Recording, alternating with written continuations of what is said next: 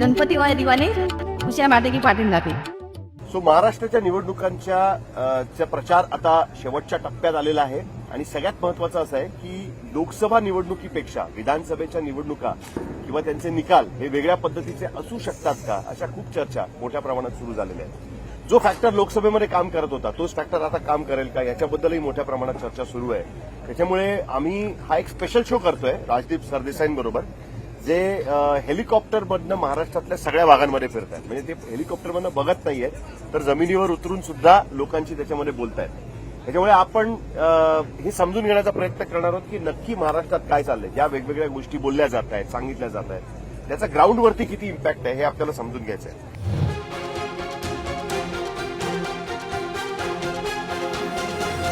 राजदीप, विदर्भामध्ये तुम्ही कुठे कुठे गेला होता? नागपूर मला आठवतंय, नागपूर, गडचिरोली, भंडारा, वर्धा, अमरावती, यवतमाळ आणि बुलढाणा, 7 डिस्ट्रिक्ट तुम्ही गेला होता, बरोबर? म्हणजे ऑलमोस्ट सगळा विदर्भ तुम्ही त्याच्यामध्ये कव्हर केलेला आपल्याला बघायला मिळतो. 3 महत्वाचे मुद्दे. एक, लाडकी बहीण तुम्हाला खालती जाणवली का? हो, नक्की. साहिल, विदर्भ स्पेसिफिक नाही, मी असं म्हणेन की लोकांना लाडकी बहीणची जी आठवण येते, लगेच तुम्ही लाडकी बहीण म्हणाला, लोकांचा लगेच एक रिॲक्शन येतो. म्हणजे सरकारचं एक यश आहे की ते लोकांपर्यंत त्यांनी त्यांची स्कीम पोचवली आहे आणि त्याच्या मी म्हणेन की 75-80% डिलिव्हरी पण झाली आहे. की लोकांना जास्त करून जे गरीब महिला आहेत ज्यांनी अप्लाय केलंय त्यांना 7,500 रुपये त्यांच्या बँक अकाउंटमध्ये आलेत.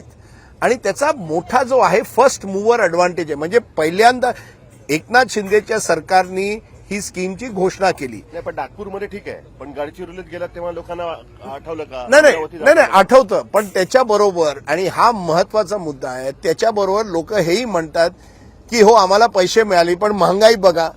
की लोक म्हणतात की बघा की आम्हाला आमच्या पीकसाठी भाव मिळत नाहीये.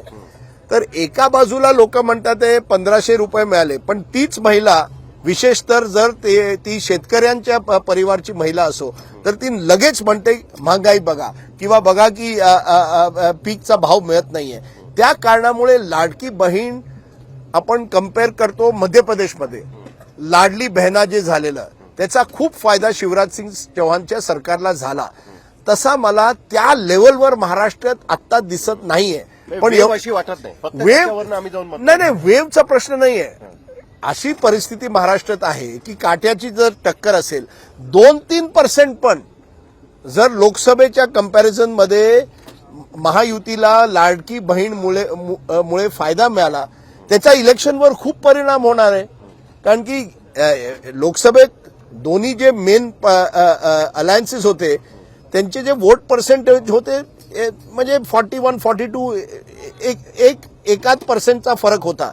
आता जर तुम्हाला 2-3% जास्त मिळाली लाडकी बहीणमुळे तर इट इज गेम चेंजर. नाही, पण विदर्भामध्ये ना अजून 2-3 गोष्टी होत्या. म्हणजे उदाहरणार्थ तुम्ही यवतमाळला गेला, तिकडे कापूस उत्पादक शेतकरी आहे, बरोबर? सोयाबीन उत्पादक शेतकरी तिकडे तुम्हाला मिळाले असतील मोठ्या प्रमाणात. त्यांना काय वाटलं त्याच्यामध्ये की नाही ठीक आहे, घरामध्ये 2-3 महिला आहेत, म्हणजे अनेक ठिकाणी त्यांना लाडकी बहिणीचे पैसे मिळतात. Are they happy about it? नाही, खुश आहेत सगळे, आहे ना, खुश आहेत. शेतकऱ्यांच्या डिस्ट्रेसचा काही इश्यू आहे का त्याच्यामध्ये? नाही, नक्की आहे. आता बघा, तो मुद्दा लोकसभेमध्ये माझ्या समोर एक मोठी डिस्कव्हरी झाली, तुला जास्त माहित असेल, पण सोयाबीन एकरेज महाराष्ट्रामध्ये कापूस आणि शुगर केनहून जास्त आहे. Soybean is the largest grown crop in Maharashtra. 70 मतदारसंघामध्ये त्याचा इम्पॅक्ट होऊ 70 मतदारसंघामध्ये त्याचा इम्पॅक्ट होऊ शकतो. तर जर अशी स्थिती असली तर कुठे ना कुठे त्याचा परिणाम तर होणारच वोटरवर. कारण की कुठेही जा तुम्ही, सोयाबीनचा शेतकरी तुम्हाला कुठेही जा. नाही, बुलढाणामध्ये थोडी स्थिती विचित्र आहे, कारण बुलढाणामध्ये तेवढ्या सोयाबीन आम्हाला, सोयाबीनचे शेतकरी कुठे, वर्धा, तुम्ही भंडाराला जा, यवतमाळ, अमरावती, सोयाबीनचा जो शेतकरी आहे त्याचा राग लगेच दिसतो.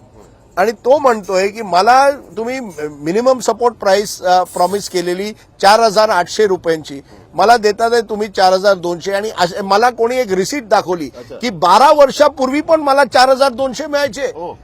म्हणजे तुम्ही म्हणता की माझी इन्कम वाढली आहे, कुठे वाढली आहे? आता त्याचा प्रॉब्लेम आहे की सोयाबीन हा एक असं इट हॅज बिकम कमॉडिफाईड आणि तिथे इम्पोर्ट्स पण होतात त्या आणि मध्य प्रदेश बरोबर तुम्हाला कॉम्पिटिशन आहे.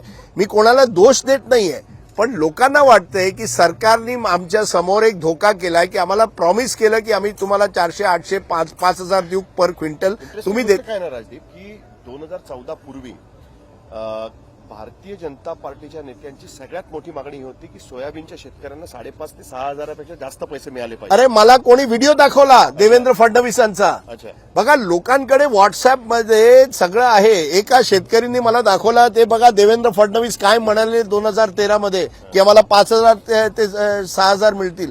तर शेतकऱ्यांच्या मनात तो एक राग आहे, दुःख आहे आणि त्याचा कदाचित इलेक्शनवर काही प्रमाणाने परिणाम होऊ शकतो. पण तसंच लाडली बहीणचा पण परिणाम आहे आणि त्याचा अडव्हान्टेज शिंदे सरकारना आहे आणि शिंदेना पर्टिक्युलरली. विदर्भात शिंदेबद्दल बोलवते लोक. लाडकी बहीण म्हणजे शिंदे सरकार. ते मुख्य भाई शिंदेनी मस्तपैकी अजित पवार नाही लोकांना लगेच शिंदेचं नाव येतं त्यांच्या समोर. व्हेरी इंटरेस्टिंग की एकनाथ शिंदेनी लाडकी बहीण, सुरुवातीला ते मुख्यमंत्री लाडकी बहीण होती कदाचित, आणि त्यांनी खूप प्रचार पण त्याचा केलाय आणि पहिल्या दिवसापासून त्याचा त्यांना नक्की फायदा झालाय. एक इंटरेस्टिंग फॅक्टर विदर्भामध्ये लोकसभेच्या वेळेस होता तो डीएमके फॅक्टर असा होता. बरोबर. तर त्या डीएमके फॅक्टरचा काय म्हणजे दलित म्हणजे मुसलमान आपण बाजूला ठेवूया, पण दलित कुणबी वगैरे हा काही त्याच्यामध्ये जाणवला नाही. बघा काँग्रेसचे जेवढे समर्थक आहेत तेच म्हणतात ते डीएमके नाही, ते एडीएमके. संविधान नाही काँग्रेसचे मोठे नेता संविधान करतात. राहुल गांधींच्या भाषणात संविधानच आहे अजूनही. आता राहुल गांधीला काय सांगायचं, आता त्याला कोणी म्हणजे सांगायला पाहिजे की तुम्ही जे महत्वाचे मुद्दे आहेत ते संविधान नाहीये या इलेक्शनमध्ये, सोयाबीन आहे, स्थानिक मुद्दे आहेत. पण तू आता डीएमके बद्दल बोलला, तिथे मला वाटतं एडीएमकेची चर्चा जास्त आहे. आदिवासी, मुस्लिम, दलित आणि कुणबी. आता दलितांमध्ये काय होणार हा महत्वाचा प्रश्न आहे, कारण की लोकसभेत विदर्भात जेव्हा 10 पैकी 7 सीट महाविकास आघाडीला मिळाले, त्याचं प्रमुख कारण होतं की दलित समाज, कुणबी समाज आणि मुस्लिम समाज एकत्र येऊन महाविकास आघाडीनं वोट दिला. दलित समाजांवर आरएसएस आणि बीजेपीने गेल्या 4 महिन्यात खूप काम केलंय. विशेषतः सब क्लासिफिकेशनची जी कमिटी नेमली आहे त्याच्यात कुठे ना कुठे नॉन आंबेडकर आहेत दलितला कसा आमच्या बाजूला करायचा हा एक मोठा प्रश्न आहे. पण त्याच्यामध्ये इंटरेस्टिंग गोष्ट अशी आहे ना, विदर्भात ही अनेक वेळा जाणवली त्याच्यामध्ये की महार आणि बौद्ध हे फार मोठ्या प्रमाणात आहेत आणि त्याच्यामुळे त्यांना पुन्हा एकदा असं वाटू शकतं त्याच्यातनं की हे आपल्या विरुद्ध कुठेतरी चालू आहे. कारण जो हिंदू दलित समाज मानला जातो की जो भारतीय जनता पार्टीच्या बरोबर आहे तो त्यांच्या बरोबर आहेच, पण जे बौद्ध महार हे जे कोलॅबरेशन होतं अगेन्स्ट भारतीय जनता पार्टी त्याला त्याच्यातनं वाव मिळू शकतो असं एक हे आहे. नाही साहिल, प्रश्न असा आहे की विधानसभेत आणि लोकसभेत तोच फरक आहे. जर तुम्हाला एक लहानशी कम्युनिटी असेल आणि त्यांचे फक्त 3,000 वोट असतील पण त्या पर्टिक्युलर असेंब्लीमध्ये, पण त्या 3,000 वोटरचं महत्व जास्त असतो. लोकसभेत तो महत्व नसतो. तो एक फरक आहे की लहान दलित कम्युनिटी असो त्याचा 3,000 वोट 5,000 वोट असते. जर मला ते वोट मिळाले तर मी जिंकू शकतो इलेक्शन. लास्टली मला सांगा रिबेल्सचं काय, बंडखोरांचं काय? बंडखोर भेटले का काही? नाही, बंडखोर हा एक्स फॅक्टर आहे आणि मला वाटतं हा जो बंडखोरांचा फॅक्टर आहे, प्रत्येक ठिकाणी तुम्ही जा कुठे ना कुठे बंडखोर आहेत. आता ते किती ताकदवर आहेत, मला वाटतं जे बंडखोर विदर्भात आहे जास्त ते एवढे ताकदवर नाहीयेत जेवढे ते तुम्हाला पश्चिम महाराष्ट्रात भेटतील. कारण की पश्चिम महाराष्ट्राचा जो बंडखोर आहे त्याच्याकडे साधन आहेत, त्याच्याकडे कदाचित तो कुठल्या एक परिवारशी जुडलेला आहे की कुठल्या संस्थाशी जुडलेला आहे, त्याचा त्यांना फायदा होतो. तसं मला विदर्भात दिसलं नाही. विदर्भात नक्की बंडखोर आहेत आणि काही प्रमाणाने ते जिंकू पण शकतील, 5-7 सीट नक्की जिंकू शकतील. पण प्रत्येक पार्टीमध्ये आहे, असं नाही की बंडखोर फक्त महाविकास आघाडीमध्ये आहे की फक्त महायुतीत आहे. शेवटी मला वाटतं बंडखोर नक्की कुठे काही ठिकाणी कोणाचा गेम बिघडतील किंवा स्वतः जिंकू शकतील.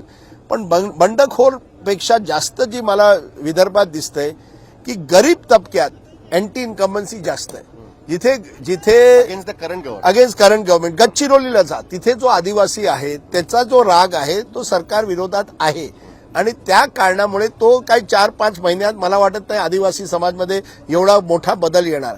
पण शहरी जे वर्धा सिटी जा किंवा वर्धा आणि वर्ध्यात एनसीपी लोकसभा जिंकलेली, पण जे लोकल मला सांगत होते की वर्ध्याच्या 5 विधानसभा आहेत त्यापैकी बीजेपी किंवा महायुतीला 5 पैकी 3 येऊ शकतात. म्हणजे लोकसभा आणि विधानसभेत तो मोठा फरक आहे. तिथे विधानसभेत इंडिव्हिज्युअल कॅन्डिडेट्सचा एक महत्व आहे. प्रत्येक कॅन्डिडेटचा एक दम आहे. लोक कॅन्डिडेटवर वोट देतात, पार्टीवर नाही काही ठिकाणी. आणि त्याचा मला वाटतं थोडाफार फायदा महायुतीला होऊ शकतो, कारण की महायुतीच्या कॅन्डिडेट्सकडे रिसोर्सेस जास्त आहेत.